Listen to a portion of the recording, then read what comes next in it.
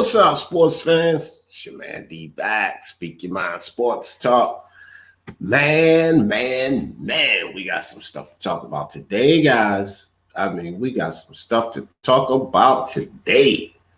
Man, a lot on the table. First and foremost, though, King of Kings, PV Dizzle in the building. Dizzle, what's good with you? JD in the building. What it do, fam? What's up with you, brother? Good to see you this morning. Guys. Let me tell you something, man.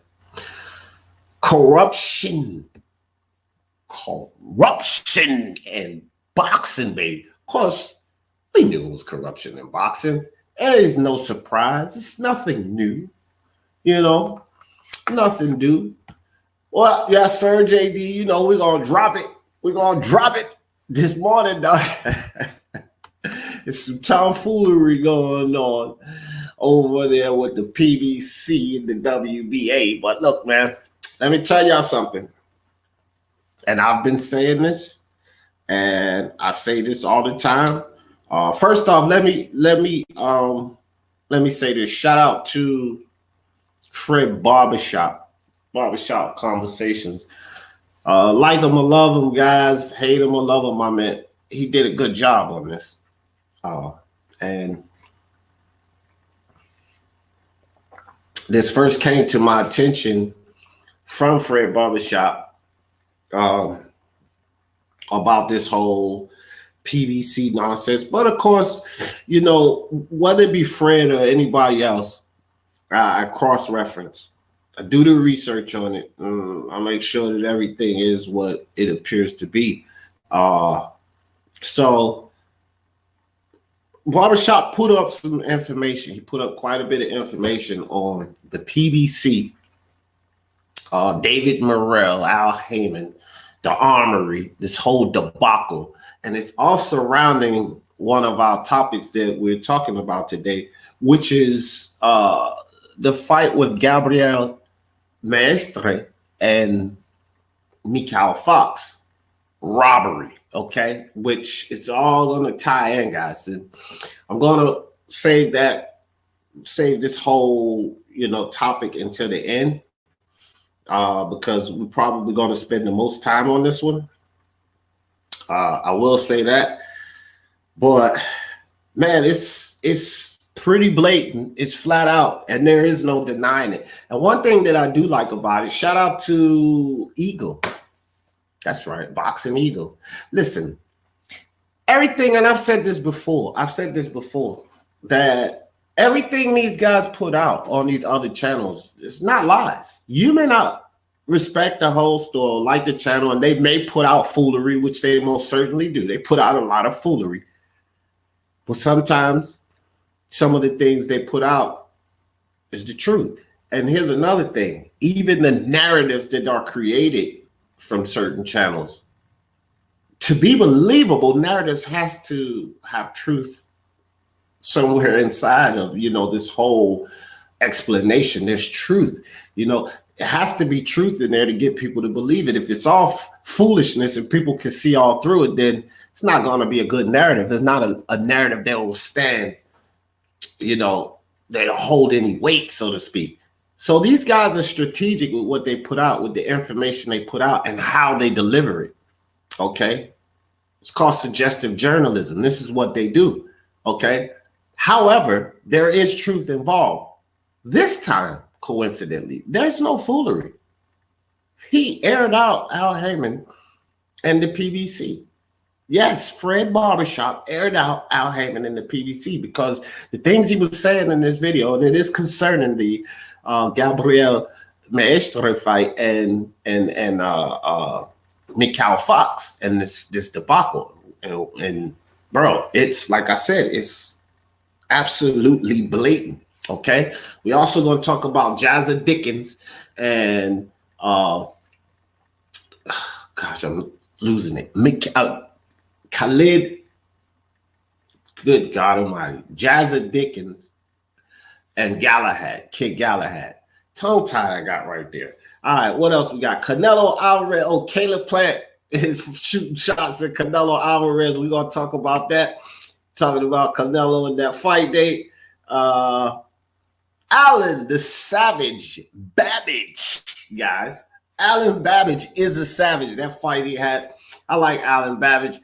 Nothing huge, man. A lot of people don't talk about Alen Babic, so a lot of people don't know Alen Babic. We're going to talk a little bit about that this morning. And then, of course, the IBF, which this wasn't on the table, but I put it on the table because I was up reading after I set this live up last night. And the IBF and the Teofimo Kambosos Jr. situation, I tell you what, the IBF is trying to throw all kind of monkey wrenches in this situation, right? First, they get Kambosos earned his mandatory spot. So first he becomes the mandatory, getting in the way of what Teofimo wanted to do next. Fine. Then the purse bid situation. Now, it was the IBF who came out and said that the fight would be in Australia. Now they're saying that it's going to be in the U.S. Whatever. We're going to talk about that too. Make sure I don't leave nothing off the table. Yeah, boom. So those are the things we're going to talk about this morning, man. And let me see what you guys are. See who we got in the building. What's up, everybody? JD, of course, he said, yeah, and that judge was a known racist. Oh, yeah, well, I'll speak on that a little bit, which I don't really care about. That's something I don't really care about, bro. Because look, let me explain this about the judge and the racism stuff. And then, you know, Fred pointed that out too, because she said a lot of controversial things. She said something about Michelle Obama, called her monkey faces. You know, that's totally out of line when you're talking about African Americans. They get all ape shit when you say monkey, right? Which is meant to be offensive. So yeah, she was offensive. And she's also married to the WBA president or some shit like that. So it's all in cahoots, man. He put it together really well. And it's really deep. But yeah, JD. The Boxing Lounge in the building. What's good, brother? Hey, man. You got to be my special guest this morning, bro. Special guest. I'm getting ready to put it out, man. I ain't talked to you in a minute. God damn.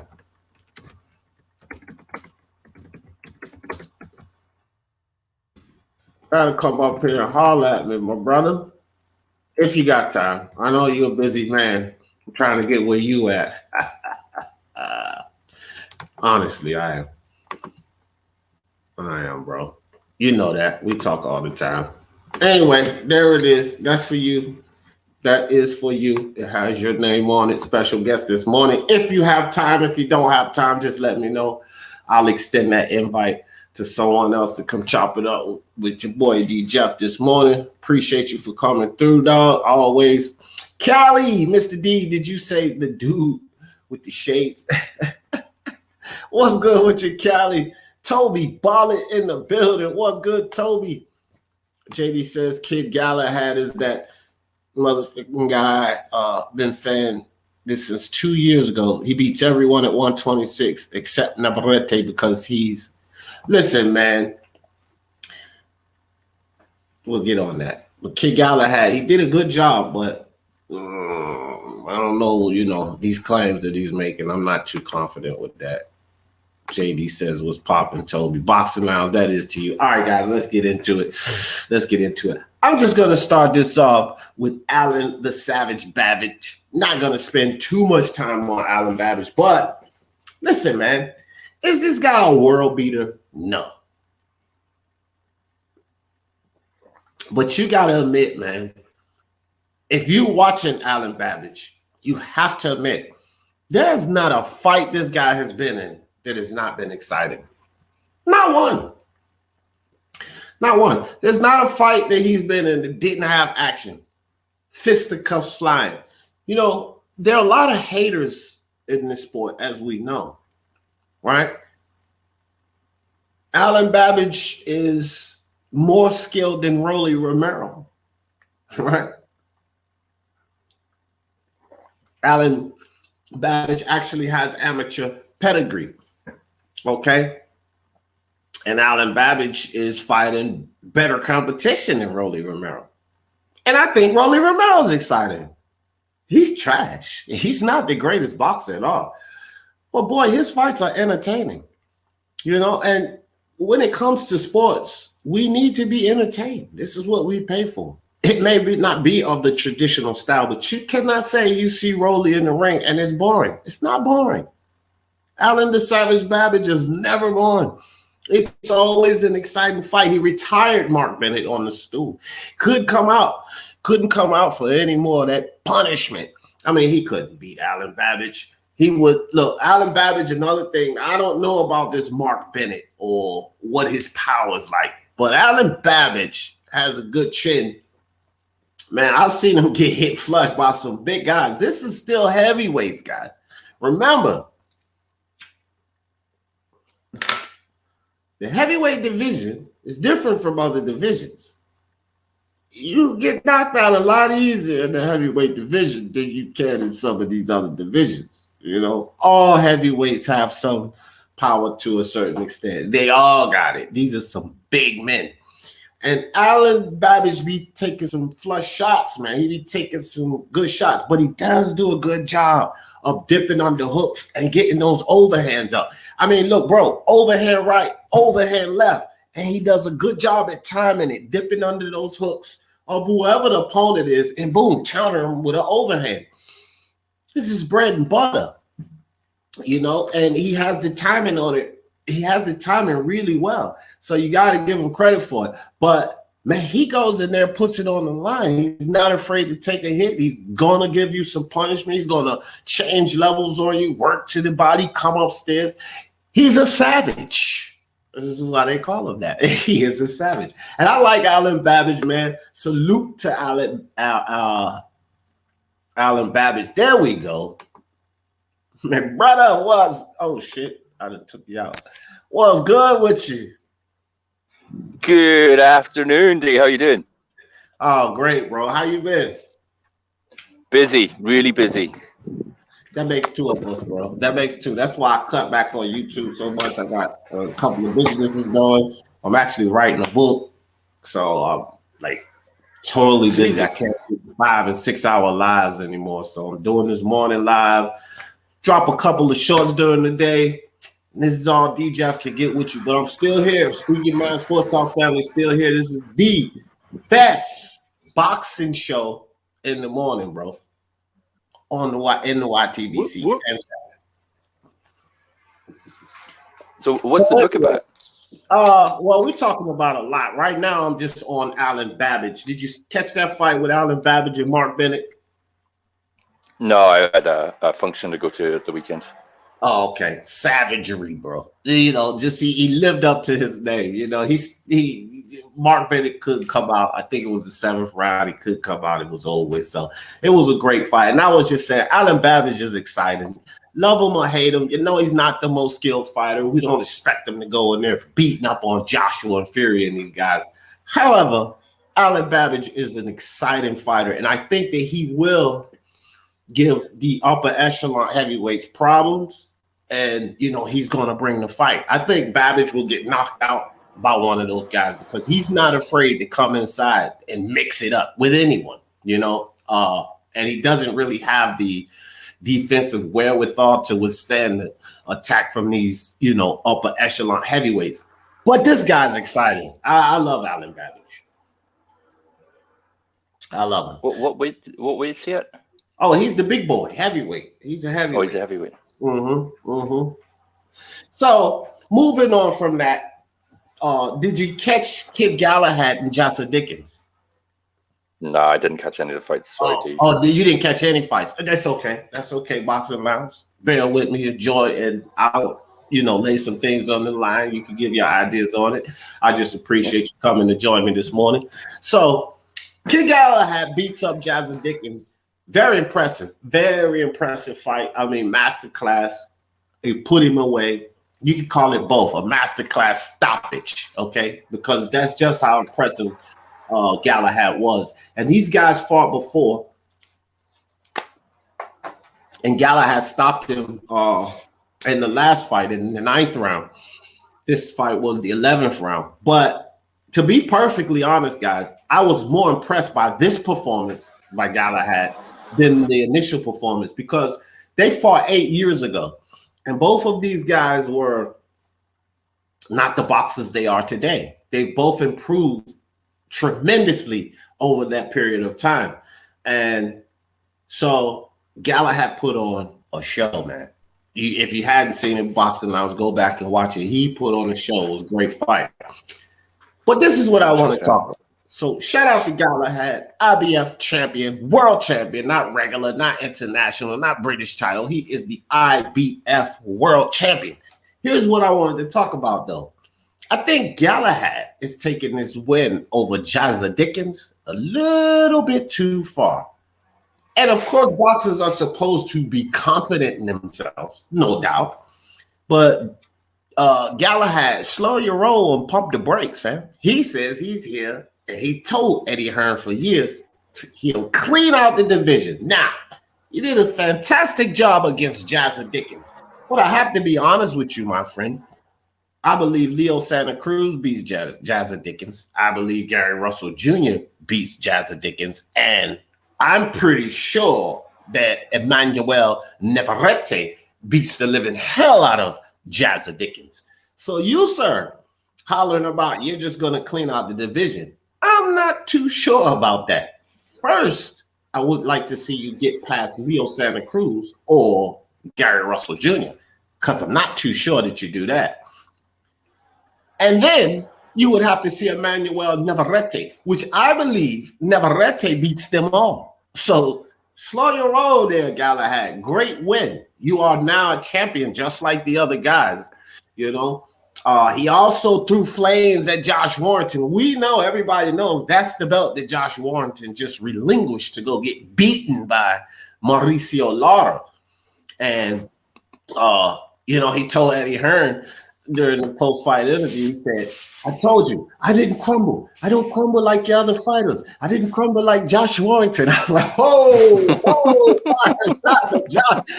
Look, the worst thing was the Boxing Lounge. Josh Warrington was one of the announcers, bro. Oh, it was Tony Belly, Josh Warrington. And so I was like, oh, that's nasty. I was like, that's nasty, man. But yeah, but Kid Galahad is feeling himself, and you can't blame him. I mean, he's a world champion now, so these fighters are supposed to feel confidence. I just think it's a tad bit overconfidence because I don't think he beats Navarrete. I don't think he beats Gary Russell Jr. And he and Leo is interesting. But what do you think? You think he beats those guys? I'm going to trust your judgment on it, D. I don't think he does. I don't either, Boxing Lounge. I mean, don't get me wrong. I think that Kid Galahad did a fantastic job. Again, I have to say that. He did a fantastic job. If you see the fights, you'd be like, wow. He surprised me because I picked him to win by decision, and I wasn't really far off. I always say if I pick 10, 11, or 12th round, then it could easily go to decision. If I pick one of those late stoppages, it could be either or. If I'm picking like 9th or before, I'm pretty certain that the guy will be stopped. So I picked decision here, and he stopped him in the 11th. Those fights like that, you know, could go either way. The reason he was stopped, Boxing Lounge, is because earlier in the fight, I believe it was the 2nd round, they had a head clash, and Jazza Dickens got a cut over his eye. Well, intelligently enough, because you have to give it to Galahad for that, he was working it. Bow, bow. He was working that eye. Bow, bow. He would catch it, working that eye. Well, by the time the 11th round comes, that damn eye was closed, swollen to no good, just mangled up. They call the fight enough. All right? So you got to give credit to Galahad because he caused all of that, man. He caused it. I mean, you know, how many times have we seen guys get cut or something and the fighter don't work that area? You know, you got to work that area. You got to take advantage of everything you can in that ring. And Galahad did this, but, you know, I'm not sure if it'll be enough for these other guys. Because I honestly believe, you know, Jazza Dickens, don't get me wrong, he's a good fighter. He came out to fight. He showed massive heart because a lot of guys would have quit. I got to give, hats off to Jazza Dickens because a lot of guys would have quit. They would have quit. Okay, we seen Jamel Herring quit when his eye got mangled up like that. We watched Daniel Dubois here recently quit when his eye got mangled up like that, right? So a lot of guys would have just quit. Actually, later that night, it was a head clash with Luis Colasso and Stanionis. And Colasso. He's still fighting. Who's that? Luis, I can't how to say his surname. Luis Colasso. Yeah. He must be nearly 40. We're gonna talk about that next anyway. But anyway, let's go ahead and move on to that. And I'm really tripping right now. I got this new platform and I'm running things a little differently. So that image you see down there, I actually set up a lot of these pictures and stuff so I can stay on the topic of what we're talking about. And people can. So that was Alen the Savage Babic. We talked about Babic earlier. And, now, wrong one. I don't even think I put a picture up for that. Anyway, but yeah, shout out to Galahad, man. Shout out to Jazza Dickens. Very, very tough fight. Let me get some shout outs here. I see Bruce Goes just stepped in the building. Probably been Boxing Lounge is back there. I'll put the link back in. I know you probably fell off. You come right back up, fam. No problem. Shout out to you, Bruce Goes. Yeah, Babic actually does have a bit of skills. Yeah, he has a bit of skills and can roll punches pretty well. Yeah, he has a nice punch selection. He does. He changes levels. He does. He does. I like Alen Babic. Puerto Rican Run, mi hermano. What's good? What's good? There he is back in the building. Sorry about that. No. It's fine. It's fine. Tank Prime Time. What up, chat? Appreciate the content. I appreciate you, brother. Fish. My man Fish in the building. What's good? Martin Ramos, mi hermano. Salute to you. He says, I think he beats Leo. Yeah, that's you know what, Martin? That's where I'm at. Like, I have Leo, Gary, Navarrete. So you work your way up the line like that. If anything, Leo's trying to find a fight. Leo, Gary, we've been waiting on forever. Now, I would love to see that. Leo Santa Cruz and Gary Russell Jr. I would actually like to see that fight more than any other fight at that weight class right now.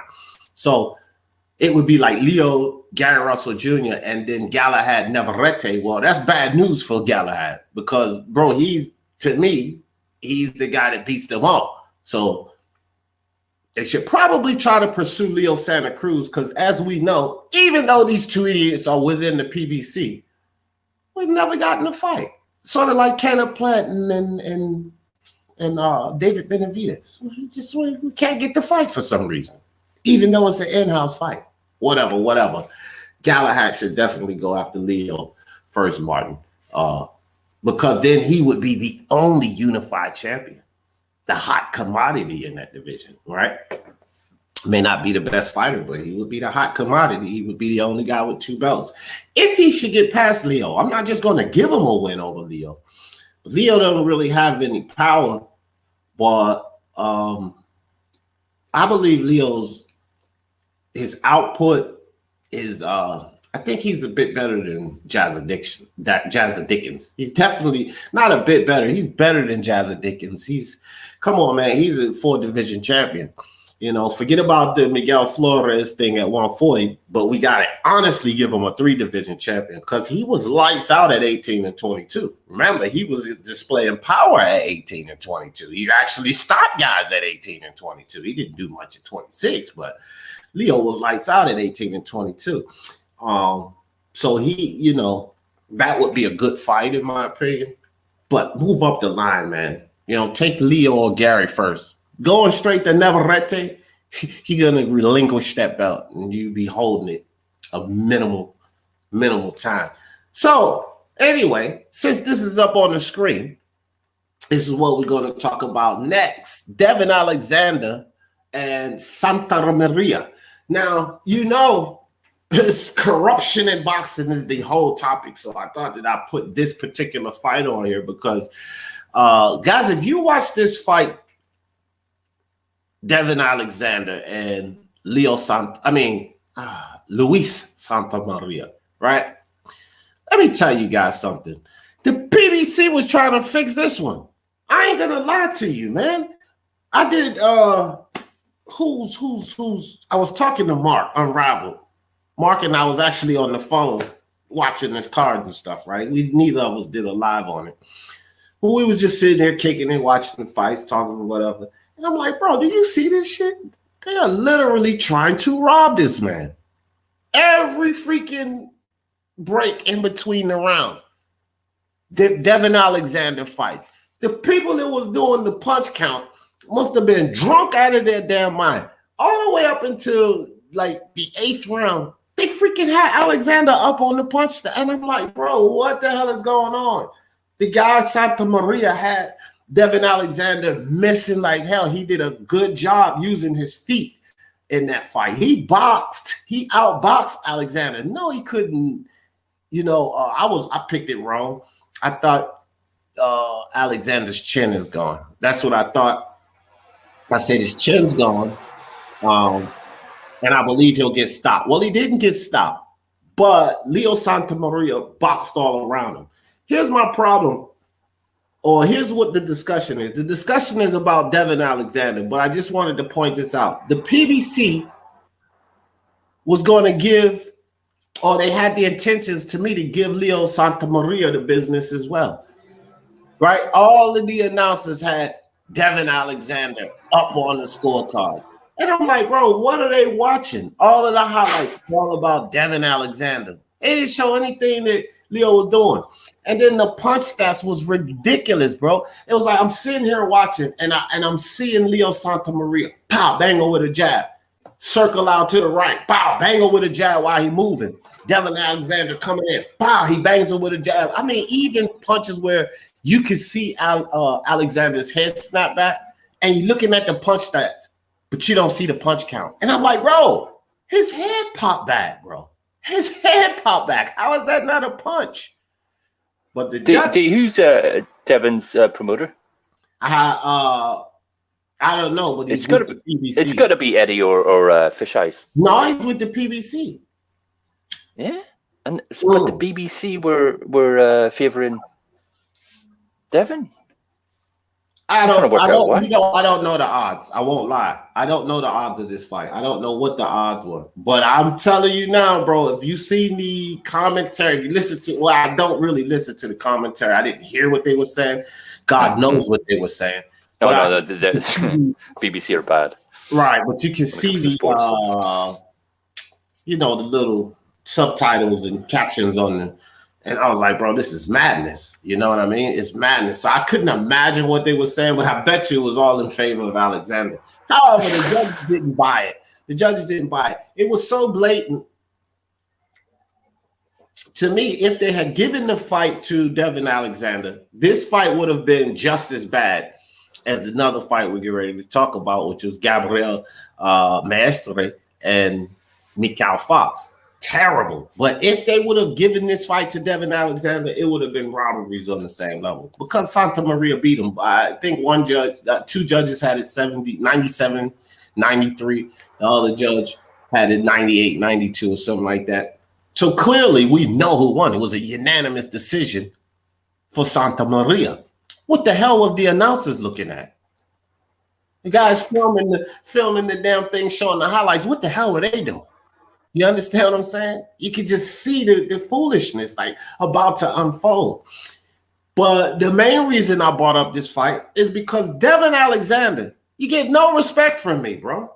None. I cannot tolerate fighters that make excuses, bro. This fool comes out after the fight. I hurt my bicep in the second round and I couldn't really get off. Come on, man. That kid used his feet on you. You following him around the ring like a sick little puppy. You won't cut the ring off. That dude's footwork was superior to yours. Devin Alexander was trying to get at him. He was trying to catch him. Don't blame it on your arm. You couldn't hit him, fam. You couldn't hit him. Now you had a bicep injury. And look, here's where you know he's full of it and it's an excuse, right? Dude You hurt this man in the 2nd and the 9th round with the same freaking punch. They're supposed to be hurt. Was it the hook? He said he hurt it in the 2nd round, right? Yeah, but what I'm saying is, if you hurt your bicep, the hooking of the arm is very difficult. Straight punching should be easier. My point. That is my point. And so to me, it's like, bro, that's X-ray vision through your excuse, bro. You can see right through it. Like, come on, bro. You hurt him in the 2nd. This is the round you claim that you tore up your bicep. But you hurt him with the same punch in the 9th, bro. When you caught him, well, why would you catch him in the 9th again? Because you start to slow down. You know, your stamina starts to wane a little bit, so you caught a shot off. But he made sure you didn't catch him with enough of those shots. Don't come with no excuses, bro. I don't like the excuses. So, Devin Alexander, you get no respect. You lost. You know, if you're going to be making excuses like that at this age, you might as well hang the gloves up, buddy. Just hang them up. Because Leo Santamaria beat you. You're falling off. You're declining rapidly. And you might as well look at, you know, making a couple of more paydays before you exit the sport, man. That's how I see it. Just exit the sport. Get on out of here. Was Alexander, if I remember, was he addicted to painkillers a few years back? Was he what? Addicted to painkillers. I don't know. Was he? I think he was. Could be. I remember hearing something that he had an operation or he was in an accident, and part of the recovery they put him on was it Vicodin or something like that. Mm-hmm. Yeah. Mm-hmm. Probably took him years to get off. Vicodin, Valium, Oxycontin, Percocet, hydrocortisone, all opiates, fam. All opiates. So if you guys ever get all of those that I just said, okay, if you ever get prescribed that, my advice is what I did. Tear that son of a bitch up and throw it in the trash, because they're opiate-based medications, and opium is one of the most addictive drugs on earth, literally. So whatever. You know, but yeah, he's out of his mind, guys. Completely out of his mind. All right, so I want to talk about this because, again, the big topic is not Canelo this morning, although he's the biggest fighter. The big topic this morning is actually this conspiracy, this robbery, and all of this kind of stuff. Okay, I don't know what's going on here. Anyway, Caleb Plant, bro. Caleb Plant's bugging out. There it is. Caleb Plant firing shots at Canelo. He talking about the September date. And I said, you know, I thought it to be hilarious. He said, you know, basically like this. So Canelo messing around, trying to be greedy, you know, wanting $40 million guaranteed. Even if an injury occurred or something happens and he has to fight a replacement fight, Canelo still wants the $40 million from Al Hammond, which Canelo's my guy. You guys know I always celebrate and put Canelo up. But that's pure foolishness. Come on, Canelo and Ray Nelson. Yeah, I got to call it how I see it. Ain't no damn way in hell the PBC is going to guarantee you or anybody else in boxing $40 million. I don't care what your name is. We know this. Not only that, when has Canelo made $40 million on one fight? Do you recall him making $40 million in one fight, Boxing Lounge? Because I don't. I don't recall Canelo making $40 million in one fight. Go ahead. But I remember Floyd getting $32 million for fighting Berto. Yup, but that just shows you Canelo ain't no damn Floyd Mayweather. Yeah, he may be the face of boxing now, but he's not that type of face that Floyd was. Period. Okay? He never made $40 million, so you cannot go demanding the PBC gives you a $40 million guarantee. Maybe guaranteed if Plant is in the ring. That one I can accept. Okay, I need $40 million guaranteed. If Plant comes in the ring, guarantee me my $40 million. But for all of this replacement fight and all of that, he took it too far.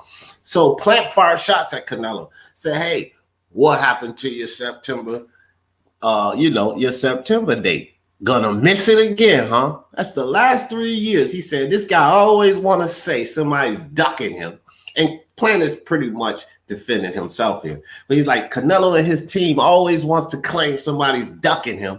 Yet he puts in this ridiculous demand for $40 million guaranteed. Man, please, ain't nobody ducking you. You know what I mean? And what happened to your fight dates? The last 3 years, you ain't had the September fight date. What's up with that since everybody ducking you?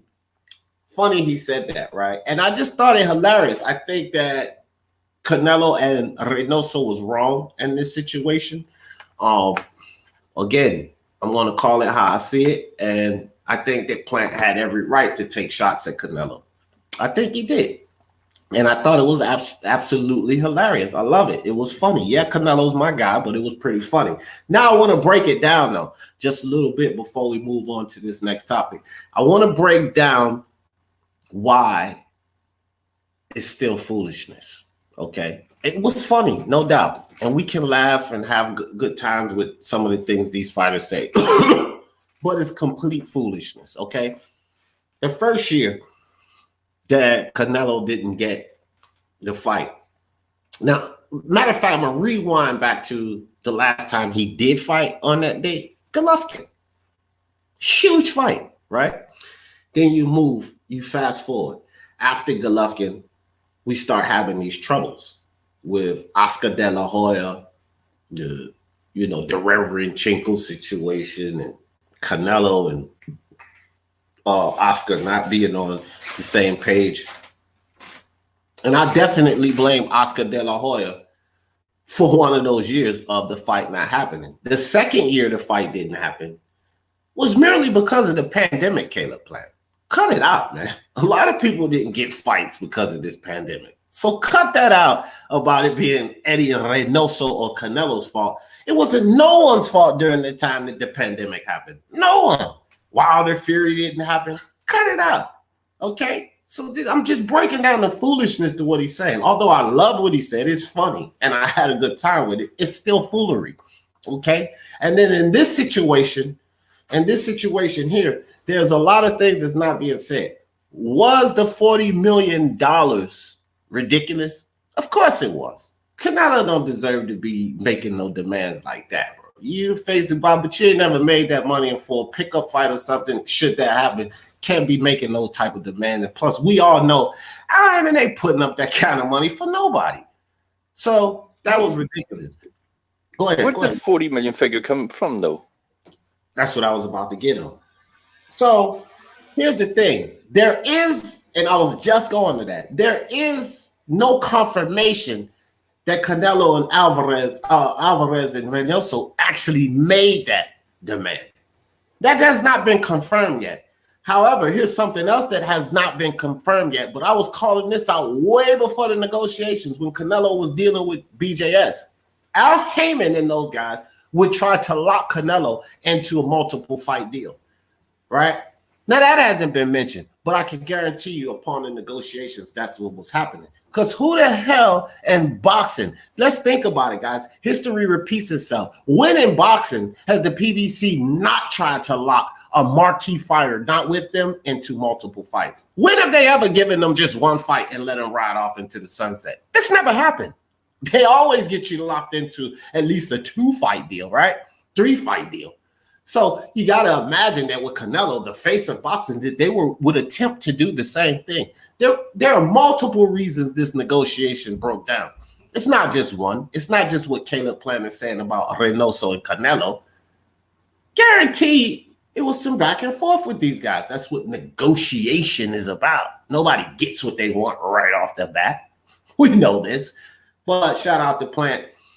Very funny shots fired at Canelo. I got to give it to him. That was funny, Perfect timing. What happened to your Mexican Independence Day now, right?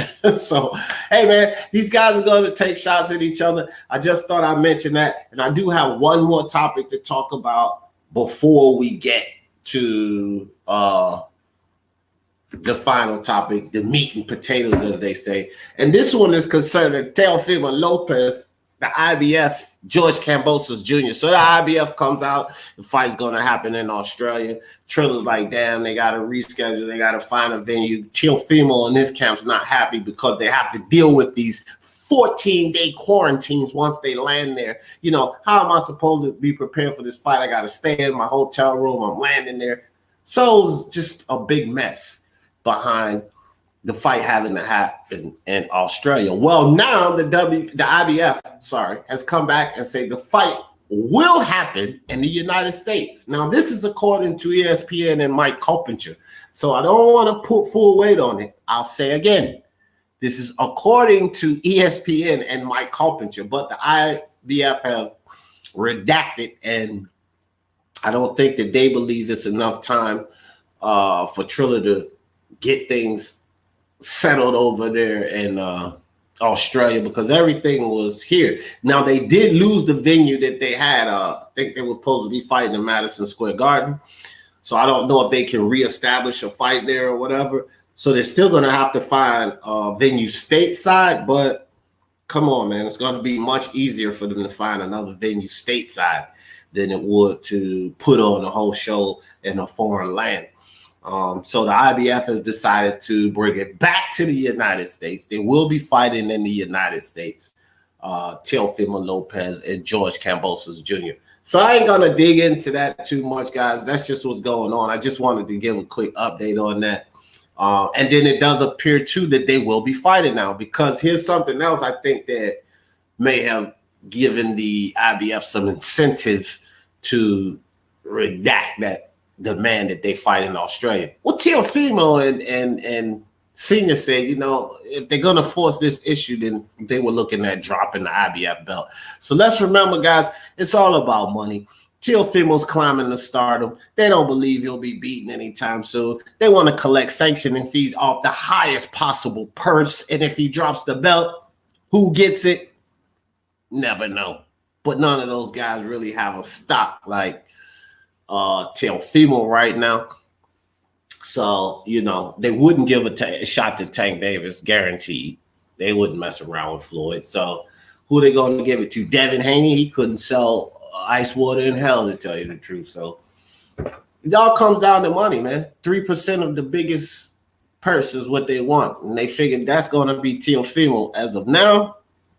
So now the fight's going to have it back in the United States. Pretty cut and dry to me, to tell you the truth. Let me check on you guys in the chat right quick. I know I ain't checked on you guys for a minute. Make sure ain't nobody stepped in and somebody did. What about me in the building? What's good with you? He made 35 against BJS. Yeah, 35. Yeah.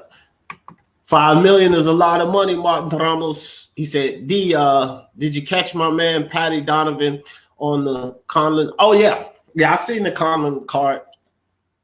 Pretty good card. You know, it was great boxing this week. What about me? A lot of the cards, great boxing. But, yeah, I did catch that fight. Great fight. I think that, you know, Conlon, that was, look, just I was watching boxing all day, all night. So, lovely weekend of boxing. Good to see you. What about me? Canelo going vegetarian and Plant is going to slide over the dark side of the, what's that, T Canelo? Just don't want to give a network a free ride on his back. Yeah, I feel that. You know, a lot of these PBC fighters need to put their foot down, though, because, you know, they allow PBC business to get in the way of their movements. G-Man boxing in the building. What's good, G-Man? Appreciate you sliding through, my brother. And as I always say, if you have not been over to my bro G-Man's boxing channel, what the hell are you waiting for? That's what I always say. You got to get over there, man. Check out my man G-Man. He doing his damn thing. Gabe Lopez, mi hermano, what's good? He said, I really hope they do fight just to say they can build it as a cinnamon and vanilla. Cinnamon and vanilla. I like that, Gabe. Puro Remy Kush. Remy, you done changed your name. I like that. Puro Remy Kush 95. What's up, Remy? Remy, my man. That's what's up. He said, morning, D. What's more hilarious than November? That's Day of the Dead, another big Mexican. I know, right? He went from Independence to Day of the Dead. That's why I said it was perfect timing for Plant, bro. You got to give it to him. Perfect timing. I can't get mad, bro. I can't. Oh, you deleted the previous one? Okay, it's all good, bro. It's all good. Chin Smoke in the building. Monty Brown TV. What's up with you, dog? Good to see you, Monty Brown. Good to see you, brother. Always. Let's see, catch up with you guys. All right. We down at the bottom. This weekend is going to be flipping sick. Yes. Fights, fire this weekend. We got a shitload of fights. Hell, even in the prediction league, pardon my French, guys, but even in the prediction league, bro, we got 20 fights on the card. We usually have like 15 or less. It's 20 fights on the card. That's how much action it is this weekend. It's going to be great. Guna season in the building. What's good with you, Guna? Good to see you, brother. All right, guys. Meat and potatoes time. Okay, this is the big topic today. Look, man, the Mykal Fox and Maestre, Gabriel Maestre. Guys, this was a terrible, I'm a full screen miss. Absolute terrible robbery, bro.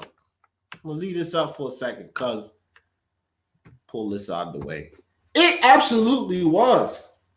At Boxing Lounge, I know you didn't see the fight, but bro, if you go watch that fight, the guy in yellow and blue, that's Gabriel, man. He is the one who won that fight, okay? Yeah, he looks like he's shocked. Bro, if you see that fight, no way in hell this guy won that fight. And that's what the big issue is this weekend, because not only did this guy not win the fight, and they robbed the living hell out of Mykal Fox, corruption has been exposed. And you guys would be surprised. Which I spoke on it earlier. So for all of you guys coming in, you guys would be surprised who aired the expose out on freaking the PBC, the WBA, however you want to set it up, bro. It was Fred Barbershop Conversations. Woo. Yes, it was. Y'all gotta go check it out, man. Fred Barbershop Conversations. Let me do it again. Give him another round of applause. Fred Barbershop. Oh my gosh. Y'all go check this video out by Fred Barbershop. Oh wait, that's my video. Hold on. Hey man, it just surprised me, guys. It surprised me so much because I was like, holy hell, Fred is putting him out there like this. And he was okay. Here it is. And what he was saying is, that's it right there, guys. PBC and WBA fixed Mykal Fox fight before he stepped into the ring. That's right. And he put it all on the line. Now, you guys know me, right? He said, what you say, G-Man? Hold on for a second, guys. He said, D, can you fill me in about the judge? I'm still in the dark. Oh, we're going to talk about all of that, G-Man. I might even go over time this morning because this is some hot shit here. So let's get started on this. So Tony Boswell, what's good? Let me shout you guys out. Pigeon. Hey there, campers. Chevy Chase here. Pigeon. Working and listen. I appreciate you every day, Tony. So check it out, guys. Check it out, man. And again, one more time, shout out to Fred Barbershop Conversation. This is where I got this from. And you guys know that I cross-reference and I question everything. Miami J Kid, I see you. Miami Kid J, I see you down there. I question everything. I do my research. I don't ride on anything that anyone says. But what Fred put out, it's absolute, man. It's got full merit to it, bro. Full merit. He's got credibility in all of this. I went and did research on it, and I picked it up. I picked it apart. As a matter of fact, bro, I talked to Fred, bro. I'm gonna let y'all hear some of this shit, right? I don't know who has the IBF. He ain't gonna give me no copyright. So I don't hate on freaking LDBC and all of that other shit. So I'm no LDBC hater. So, but this is just the truth. Fred wants the truth out there about this shit anyway. Why now? I don't know, but I'm gonna let you guys hear this. This is crazy, bro. Absolutely. And so Bob Arum with the WBO. I remember Danny Belts asking who will betray you? Luis Marculis. All right, here we go. As the promoter. Here we go. Y'all listen up now. Here's the tree. Fox gives the money to Al Heyman. Al Heyman then goes to Warriors Boxing and Luis Marculis as the promoter. He gives the money to Ned Abdul, who's the owner. They got to pay for the site fee, right? Right? Luis Marculis, Ned Abdul, has David Morrell, the guy who fought yesterday, and a host of other fighters. They matchmake. He's the matchmaker. Did you guys remember that? Leon Marculis is the matchmaker. Mykal Fox was brought in there to lose no matter what last night. It's a tragedy, man. It's a fucking tragedy. And we got to do something about this, man. And everybody's guilty. Everybody's guilty. We've seen it. Everyone's guilty. Whether it's Eddie Hearn and the tickets, Bob Arum. Y'all know I've been saying this too. Now Al Heyman with Ned and the WBA and Oscar De La Hoya and, nobody right now. But you get what I'm saying? They're all in bed together. And who's losing? The fans. Because you know why? Everybody has a Messiah complex.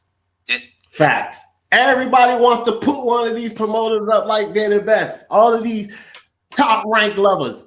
They just ignore all of the foolishness that Bob Arum does. Good Bob gives us good fights. It doesn't matter if he gives us good fights. He's still robbing you. He came out and told you, I don't give a F about the fans, right?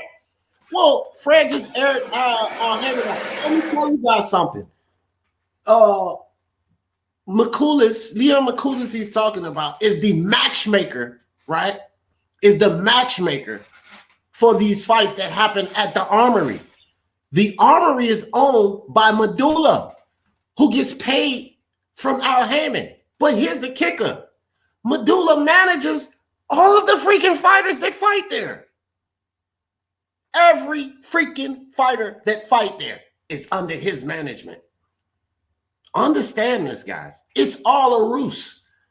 And again, shout out to Fred, because I remember him saying this a while back, that if you fight at the Armory and you're not the A side, you're going to lose there. And this is blatant proof of that, bro. This is blatant proof of that. They wanted Maestre to win. He lost horribly and still won. Right? And then all of this information comes out how Medulla owns the Armory. This is the arena that the PBC hosts a lot of fights in. And we've seen a lot of shaky situations there. The guy walking out on FA, a Jogba, Rolly situation there. Oh, the list goes on and on. Shaky fights that we've seen in the Armory. Coincidentally, Medulla owns the damn Armory. And he's managing the fighters that happens to be ASAT at the Armory. And he's in bed with none other than who? Al freaking Heyman. D, what level of fights do they have in the Armory, or what level up to, if that makes sense? Bro, you know what? I don't give two shits because it's about money. I will say this. That the fights they have there are significant in some way or another. You understand what I'm saying? They may not be the biggest fight, the Joshua versus Fury or Wilder versus Fury. It might not be the Spence versus Mikey, the biggest fights. However, they do have significance in how guys are moving, where they'll be ranked, and all sorts of things. Building stock, you build enough stock, then you demand more money for certain fights. This is what's going on, man. It's all a ruse. It's all a ruse. And it's totally exposed. And if you guys didn't get a chance to watch that video, because I don't have 30 minutes more like Fred did, y'all really need to go watch that video. Whether you like Fred Barbershop or not, go watch this video because it's true. I cross-referenced it, guys. I did all the research on what Fred was talking about. He didn't tell no lies. This is no freaking narrative. And you got to believe it's not a narrative because look who he's coming out against. The PBC. Right? You got to believe what would be a narrative? What would be the benefit for him to do that? He done made a lot of his homeboys mad with that. We know that LDBC. Why has he done a 180 though? Well, he and Fanon, I believe this. He and Fanon, right? I think that they, sinking ship, abandon ship. They smart enough to know to abandon ship when that thing is going down. That's what I think it is, man. Hey, yeah, he has kind of turned it around and he's showing more integrity. But I don't care, bro. I'm still holding the fire to Fred. You got a lot more work to do because y'all put out a whole lot of foolery. You and Fanon. You got a whole lot of making up to do. Don't think you're gonna drop 1 or 2 videos and everything's forgiven. Hell no, all of that foolery y'all done put out over the years, man. You still got more work to do. Champ Ross in the building. What's good with you, Champ? Box fans, I see y'all there, brother. And so, G-Man, back to what G-Man will say. I didn't forget about you, brother. I didn't forget about you. Let me go find that. G-Man said, I know you was asking me about the judge, right, G-Man? So I'll just get back to it. I lost the comment, but G-Man needed a little more explanation on this judging situation. So the judge, I can't remember her name, G-Man. However, she's married to the WBA president, right? And the WBA plays a big part in this too. But she's married to the WBA president, and she was judging the fight that we pretty much can confirm that was fixed. And she's a racist because they've proven at so many levels. But the whole racism thing that people are pulling into this, it really doesn't play a part to me. Right? It doesn't play a part to me. Yeah, she called Michelle Obama a monkey. Look at her monkey face or whatever the hell. Okay. And Mykal Fox is black, and Maestro, Gabriel Maestro is Hispanic. So there you go. And I think that this is how they're connecting it. Like, well, she's prone to rob him anyway, because not only is she married to the WBA president and they're in bed with Al, the WBA is the PBC's belt. We know that. Look at all of this foolishness with Tank and these stupid belts. Floyd established a rapport with the WBA a long time ago. So it just all ties in, G-Man, right? She's married to the president, a ridiculous damn scorecard. They're in bed with the PBC. We find out that Makula and these guys over with the Armory are on this foolishness. Basically you're the A side at the Armory. You win the fight, no matter how the fight turns out, unless the guy knocks you out. Literally, that's what has to happen. If Mykal Fox would have knocked Maestre out, then it would have just destroyed all of their plans. But they pretty much had it set. It doesn't matter what happens in that ring. Gabriel Maestre is going to win. And it's been totally exposed, once again, by Fred Barbershop, man. If you guys, that voice clip we were listening to was this video here. Okay, I just paused it, but this was this video. So you guys get out and go check this video out. Fred Barbershop, PBC and WBA fixed Mykal Fox before he stepped into the ring. Now, the second part of this little discussion that I wanted to have here at the end is about the PBC or the WBA. Who's to blame in this whole situation, right? These guys have it structured. They have this whole ordeal structured so well that it's going to be hard to point a finger, which of course any scam, any foolery, anything that's the way it's set up. They don't want to be persecuted or prosecuted and thrown in prison because, you start messing around with sports, it's a federal offense, Here's something else I want to point out too about, I forgot the guy's name, but that owns the Armory. Ned Madu. This guy is under federal investigation, bro. Criminal activities. He's already been to jail, beating on his wife. Basically, he's given the character of being a criminal. So you can't put it past him, bro. That's something else that came out that Fred exposed too. The dude is under investigation from the feds. It doesn't mean that he's guilty and he did anything like that. But bro, if you have a track record of criminal history, then it damn sure don't make you look innocent. And we know that there's corruption in boxing. We're no idiots. All of us understand that. My problem with boxing fans is they want to turn a blind eye to the guy they like. If it's Eddie Hearn, Eddie Hearn is doing the best in boxing. You can't say that about Eddie. F you. I can say it about Eddie and anybody else, and I will. Bob Arum is giving us the best fights. Come on, man. The PBC doing it, the PBC. But Bob, F Bob. He said F you. Why you riding on Bob? Right? And now we have Al Heyman in them. And this has been totally exposed. There's no ways around it. It's nothing that 78 or Blue Blood TV or BFTB, and none of these idiots can put up any video or any narrative to protect this. And shout out again to Fred Barbershop and Ego. Ego did a little piece on it, but if you go watch, I'm not sending you to Ego channel. He's a moron.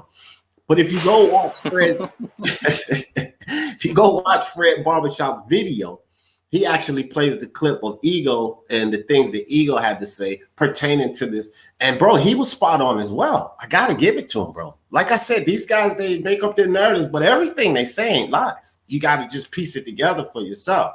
And I was up last night, hell, till about 12:31 in the morning reading this stuff. I was like, you got to be kidding me. Because I was trying to find holes in what he was saying. And I couldn't find any holes in what Fred was talking about. And so I have to salute him. I got to take my hat off to Fred Barbershop. Excellent job on this research. You guys, please go check that video out. It's going to blow your mind. It was a double shocker for me. It was a shocker that this type of information was exposed, but the deliverer, the delivery service was the real shocker. It came from Fred Barbershop. That blew my mind, dog. And it was all true. It was absolutely great stuff, man. Great stuff, Box. Race played a part in my opinion. Yeah, minute. Like I said, Box fan, minute. You know, good point. Okay, yeah, I'm late on the chat as usual. But yeah, minute. Because races in boxing. We know this.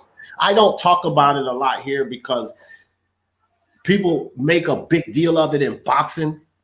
And here's my thing and why I don't always push this race debate, or I don't argue with people about it, or I don't talk about it a lot on this channel, because race is an issue in boxing. Yes, we know this. Race is an issue in life, man.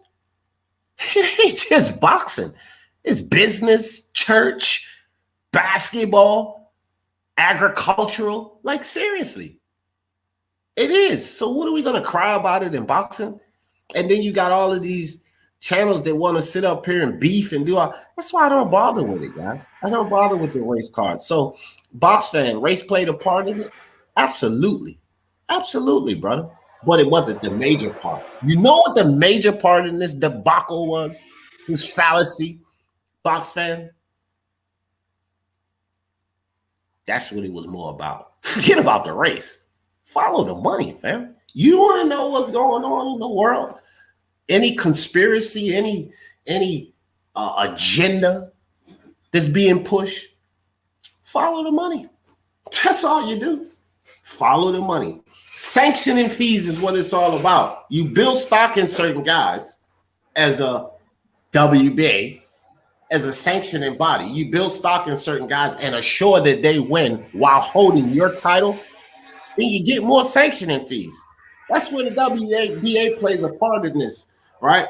And as a matter of fact, with the wife being with the president of the WBA, wife being one of the judges in this fight, and they fighting at the Armory, it gives you the inclination that, yeah, the WBA was knee deep in all of this.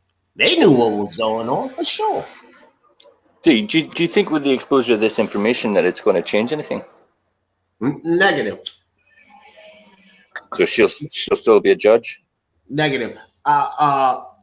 Adelaide Bird, CJ Ross. right? No, I'm just saying. No, that wasn't who it was. I'm just saying. I'm pointing those two dudes out, Adelaide Bird and C.J. Ross. They've had some of the most horrible decisions, and they didn't get their job taken away, right? So no, I don't think. But were they married to the president? That's really the distinction cares, here. bro? But who cares? Who really cares? You know, the feds should be all into this. They really should. The commission should be all into this, but money buys freedom from all of that stuff, man. Immunity, not freedom. Money buys immunity from all of that kind of stuff. Rebel Life Boxing, what's good? Everybody go to my man Rebel Life Boxing. Check him out. He's the man coming up. He's on fire out here. Check out my bro Rebel Life Boxing. Good to see you, fam. Ego is a weirdo. Yeah, Ego is a straight weirdo, and I can't bring it to me to send anybody to his channel. I don't care if he does tell the truth. Just listen to the little clip on Fred's channel. That's all you need to hear from that idiot. You need to hear anything else because he might have said that part and it was correct and then went way left on the rest of the nonsense on that video. I'm not sending nobody with Ego. Hell to the no. You're going to get dumber every second you listen to that fool. You won't know a damn thing about boxing. Merrill Dixon. Morning, family. Hope all is well. Yeah, it's great, man. We overtime, bro. But I really say, guys, you gotta go watch that video. Champ Ross put me on. Champ Ross, shout out to you. Champ sent me the damn link last night, and you Champ and I always talk. Hey, Fantasy Boxing Prediction League. This is the guy right here, Champ Ross. Everybody jump in the league, man. The league is great. We're in the fifth week, but get in now, get some practice for next season. It's a 12-week season. It don't cost you nothing to join, and you can win money by playing. And as a matter of fact, the season-ending prize is pretty good. It's like $225 plus give money for whoever gets the most knockouts during the season. Champ awards money for whoever gets the most first knockouts and then the most decision, if you call them right, majority or split. So it's great, man. It's fun. It's a lot of good people. Fantasy Boxing Prediction League. If you got Facebook, then all you do is go to our Facebook page, jump on there, like the page, send Champ a message, tell him you want to join the league, put your picks in, boom. If you don't have Facebook, Champ, provide the people with some information. You can see Champ at ChampEZ22 at yahoo.com. Send Champ your picks in. Tell him you want to be a part of the league. He'll post them for you on the channel. There it is right there. Champ dropped it in. That's the Facebook page, and he'll drop the email in. But, yeah, man, Boxing Lounge, bro. Good to have you up here. I appreciate you, bro. You got any closing thoughts for us? I'm getting ready to cut out. Just something to ponder maybe for another live is, will Canelo ever fight a fully fledged light heavyweight at 175? Good question. Instead of a catchweight. I think he will. But that is a good question. And yeah, I think we'll talk about that tomorrow, Boxing Lounge. I think we will. That's a very good topic. We'll put that on the agenda for tomorrow. But hey, appreciate you, brother. Appreciate you coming up. Bev in the building right at the end, but you got here in time, Miss Bev. I appreciate you coming through. Speak Your Mind Sports Talk is on point with the false narrative. Is always entail a little truth to appear truthful. Got to be. That's right, Miss Bev. It got to be. Hey, I appreciate you guys, man. Speak Your Mind Sports Talk. Best morning boxing show in the YTBC. You guys share the video. Let everybody know we're going to be here from 7:30 to 8. We're going to start around there. We run an hour. Sometimes we'll go over like now. But when we get those interesting topics, that's just what happens. So G-Man says, Speak Your Mind Sports Talk. Best morning show. I appreciate you, brother. BK! Right in time. I love you, bro. Appreciate you coming through. Great show, D. Thank you, BK. We got somebody new in the building. Okay, hey, what's up? What's up, D? Do you think Heyman has stopped funding some of these LDBC channels or something? Nah. Like I was saying earlier, Pug Nations, is you ride a wave in anything you do in life, right? You ride that wave. And let's be real, the LDBC is the biggest community in the YTBC. So he was riding that wave. Well, it's calming down. You know, the LDBC is the Titanic. The PBC, or just that whole aura. I wouldn't say the LDBC because they ain't going nowhere, but the PBC is like the Titanic, and a lot of the things that they were doing is being exposed. So it's metaphorically a sinking ship. He had to abandon ship, right? Hey, a man has a life, integrity, and all this other type of stuff, and at some point in time, it plays a part. You know, some people like, look, I ain't gonna continue to do this. Fred know he was on some foolery. Fanon knows he was on some foolery, but they just decided to get out while the getting is good. That's what I think it is, Pug Nation. But shout out to them, man. Shout out to the LDBC too, because, you know, regardless of anyone's perception, these guys are not all bad. Narratives are narratives. Don't get so bent out of shape. You know, narratives happen in life all over, sports, politics, television, whatever. That's what it's all about. But hey, guys, I appreciate you. We got to get out of here. 11 minutes over, and y'all know how I always in this thing. For the love of sports, let's talk about it. Peace.